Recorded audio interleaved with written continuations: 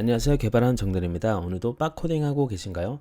이번 시간에는 구독자 상담 시간입니다. iOS에 관련된 질문을 해주셨는데요. 두 분이 비슷한 유형의 질문을 해주셔서 여기에 대해서 한번 이야기를 해보고자 합니다. UIKit이냐 스위프트 UI냐 이거에 대한 질문이거든요. 한번 질문을 읽어보도록 할게요. 현재까지 UIKit으로 계속해서 공부 중인 학생입니다. 스위프트 UI를 할까요? 아니면 스냅킷을 공부할까 생각 중인데 어떤 걸 먼저 하는 게 좋을까요? 혹시 이 용어들에 대해서 모르시는 분이 있을 수 있으니까 한번 제가 부연 설명하자면, 일단 스토리보드로 개발한다는 게 UIKit이라고 보시면 됩니다. 그리고 스냅킷도 이제 UIKit 관련이라고 보시면 될 것 같아요. 그래서 결국에 스위프트 UI로 공부를 해야 되냐 아니면 기존의 UIKit으로 공부를 해야 되느냐, 첫 번째 질문자분의 답변부터 제가 해드리도록 할게요. 항상 이제 여러분이 이제 공부를 하시면 그 목표가 어떤 거냐에 따라서 정해진다고 보시면 돼요. 제가 봤을 때는 아마 지금 UIKit으로 공부를 계속 하고 계신 학생이시니까 목표가 아마 취업이시겠죠? 취업이 목표이시면 저는 스위프트 UI를 조금 해보시는 거를 추천합니다.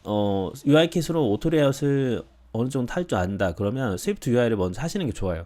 왜냐면은 UIKit을 어느 정도 하셨으면 스냅킷은 금방 하시고 그렇게 이제 크게 걱정할 부분이 아니거든요. 그런데 스위프트 UI는 UIKit으로 개발했던 거랑 완전히 많이 다른 개념이기 때문에 스위프트 UI의 공부를 조금 하시는 게 아마 취업 입장에서 조금 더 도움이 되실 거예요. 구독자님이 취업을 하셨어요. 그러면 대부분의 프로젝트가 UIKit 기반으로 개발이 되어져 있을 거예요. 그런데 이제 스위프트 UI라는 거는 지금 계속 나온 지 얼마 안 됐죠. 나온 지 얼마 안 돼서 지금 이제 거의 한 3년 정도 돼가는 것 같은데, 이제 사람들이 계속 신규 프로젝트를 하면은 스위프트 UI로 이제 프로젝트를 만들 거란 말이에요. 그래서 구독자분이 이제 유지보수로 만약에 스냅킷이나 UIKit 기반으로 되어 있는 프로젝트를 맡으셨다 하더라도 언젠가는 스위프트 UI로 넘어가야 돼요. 그러니까 제가 지금 계속 스위프트 UI를 공부해야 된다고 하는 목적은 뭐냐면, 지금 미리 준비를 해놔야 프로덕션 레벨, 그러니까 회사에서 만드는 정도의 앱을 만들기 위해서는 스위프트 UI에 대해서 깊게 알면 알수록 좋겠죠. 앱의 완성도도 높아지고 그리고 이제 퍼포먼스도 올라가기 때문에 지금 스위프트 UI를 조금 해두셔야 돼요. 그래서 제가 추천하는 거는,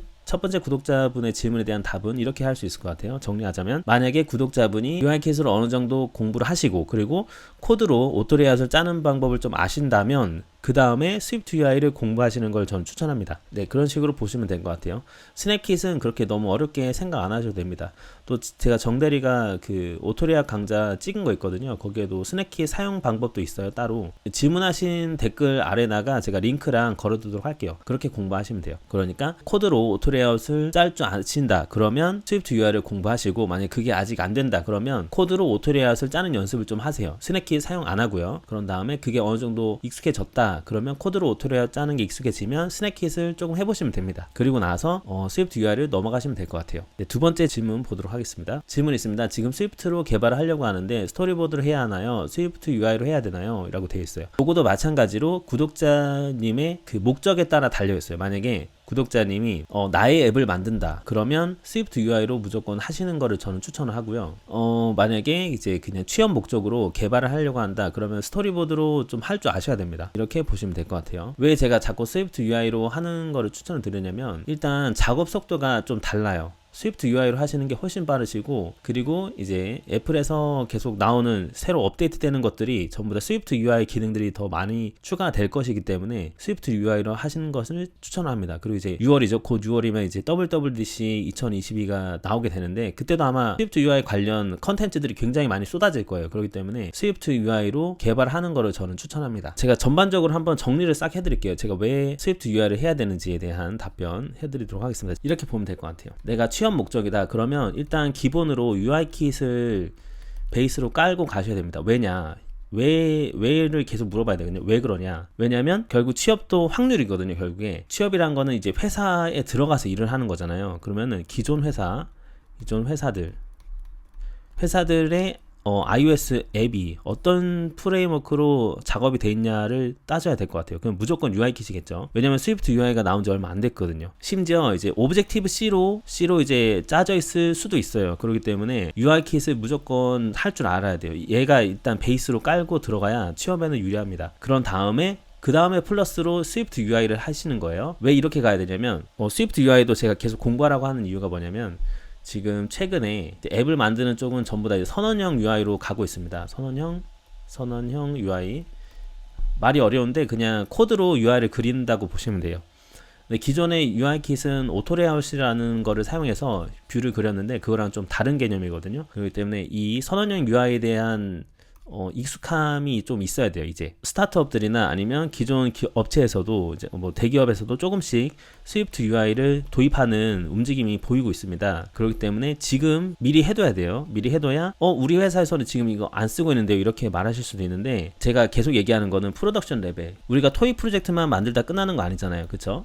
토익 프로젝트만 만들다 끝나는 것이 아니라 이제 실제 서비스 앱을 만드는 거기 때문에 실제 프로젝트에서는 요구하는 난이도가 높기 때문에 미리 스위프트 UI에 대한 기본적인 지식들이 좀 탄탄해져야 돼요. 그렇기 때문에 제가 계속해서 스위프트 UI를 미리미리 공부해 놔야 된다, 자꾸 이런 얘기를 하는 겁니다. 아시겠죠? 이렇게 보시면 돼요. 그리고 일단 스위프트 UI가 iOS 13이 최소 지원인데, 지금 보시면 iOS OS 점유율이라고 검색하면 되거든요. 그러면 앱스토어 지원이라는 사이트가 있습니다. 여기 한번 볼게요. 이게 뭐냐면 아이폰을 사용하는 사용자들이 어떤 iOS OS 버전을 사용하고 있는지를 퍼센테이지로 우리가 보여주고 있는 건데요. 지금 보시면 거의 대부분이 지금 뭐 63%가 iOS 15를 사용한다고 돼 있죠. 그런데 보면은 iOS 14까지를 이제 30%까지 한다. 그러면 거의 한 93%를 지금 최소 지원으로 iOS 14를 사용하고 있다는 뜻이에요. 그 말은 뭐냐면 iOS 14 지원일 경우에 스위프트 UI로 개발을 하게 되면 이제 아직 조금 스위프트 UI로 개발할 수 있는 것들이 많지는 않지만 그래도 많이 지원을 한단 말이에요. iOS 14 올라오면서. 그리고 이제 다음 달에 WWDC에서 이제 추가적으로 아마 기능들이 더 많이 나올 거예요. 그렇게 되면 기업 입장에서도 스위프트 UI로 하시는 게 훗날을 위해서, 유즈봇을 위해서 더 나아요. 그렇기 때문에 스위프트 UI를 도입하는 움직임이 계속 더 많아질 거란 말이에요. 그렇기 때문에 스위프트 UI를 어떻게 해서든 공부를 해 두셔야 됩니다. 정리하자면 UI킷 베이스를 깔고, UI킷을 깔고 그 다음에 스위프트 UI를 공부해라, 이겁니다. 이렇게 공부하시면 될 것 같아요. 자, 오늘 이렇게 구독자 상담을 진행하였고요. 혹시 영상을 보시다가 나도 이런 고민이 있는데, 이런 분이 있다면 영상에 댓글을 달아주세요. 그럼 제가 답변 드릴 수 있는 선에서 이런 식으로 영상을 제작해서 답변을 해드리도록 하겠습니다. 오늘도 여기까지 들으시다가 고생 많으셨고요. 다음에 정드리는 조금 더 유익한 영상으로 찾아뵙도록 하겠습니다. 감사합니다.